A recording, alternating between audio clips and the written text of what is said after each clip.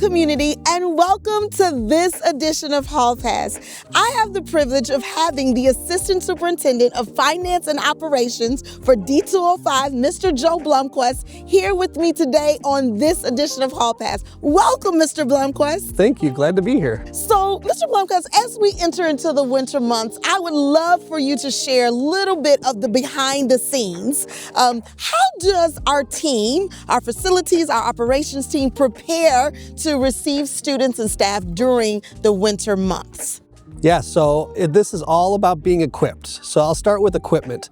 You can see behind us we have one of our 12 plow trucks. This one has a salt spreader. 2 of our plow trucks have salt spreaders, but 12 vehicles ready for all snow removal, ice treatment.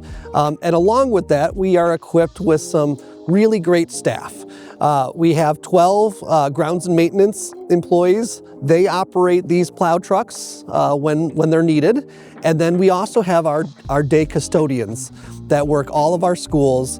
And they do such a great job managing our buildings on the inside as well as the outside every day. But at times when we're experiencing ice and snow, they really kick it into high gear. So if it's snowing overnight, our grounds and maintenance team can be here as early as 2 o'clock in the morning, clearing out the parking lots, salting the parking lots and the sidewalks, making sure that it's safe for staff and students to arrive. Our custodians in the building, they're coming out, they're shoveling, they're snow blowing the sidewalks, they're making sure that entrances are clear, so from the moment they step off the bus or get out of the car or even walking from the neighborhoods, that they can safely get into the school. We're so grateful for all of their efforts coming in. The custodians come in extra early on those snow days, 5 o'clock at the high school and 5:30 at all of our other schools to accomplish this task. Can I just pause and say thank you? Thank you to our maintenance, our grounds, our custodians, because it sounds like on some of those really winter mornings when we are still nestled in our bed, many of our team members are out already working and preparing to receive staff and students. So thank you, thank you, thank you, thank you. You mentioned a little bit about the snow removal and the de-icing operations. You talked a little bit about the equipment and the early start. I know part of that too is communicating with transportation because we have a pretty robust busing system. Can you talk to us a little bit about the coordination and the communication with our transportation system during those winter months as well? Yeah, we have some fantastic partners. First Student and Cottage Hill are our main transportation providers. We're in communication with them. When we know that there's a chance that there's snow or that there's extreme cold coming, we communicate with them, make sure that they're ready to go.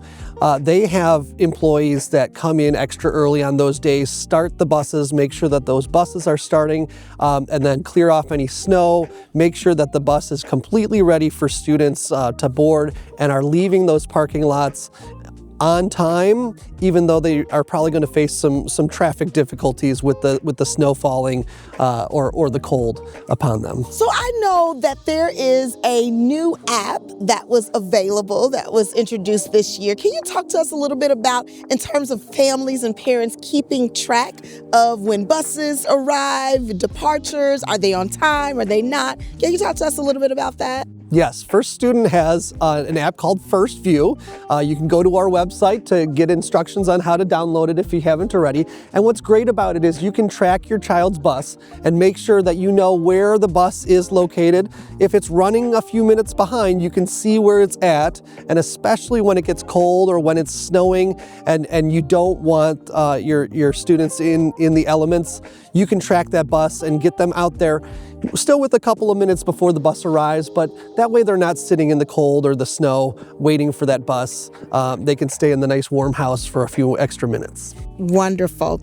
So is there anything else that families or our community might not realize as it relates to some of the behind the scenes preparation during the winter months? Yeah, snow and cold can be a very challenging process because it depends on timing, it depends on the extremity of that cold or that snow, and we're looking at all of those and we're gathering all the data that we can to make the best possible decision. If it's snowing overnight, it's a lot easier for us to make the decision because we know how much snow is piled up. During the school day, when the snow starts falling, once the kids are in school, we want them to be in school and learning, but we also want to make sure that they're provided a safe way to get home.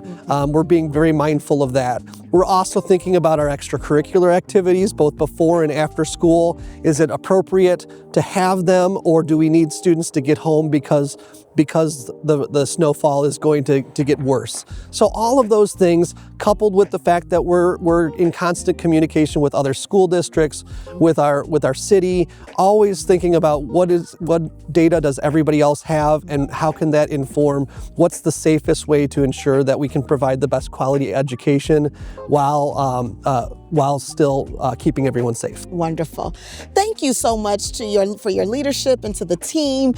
This is just a glimpse of some of the behind the scenes of our communication, of our utilization of our resources, and the key is our incredible staff. Thank you so much for joining us on this edition of Hall Pass. We look forward to seeing you next time.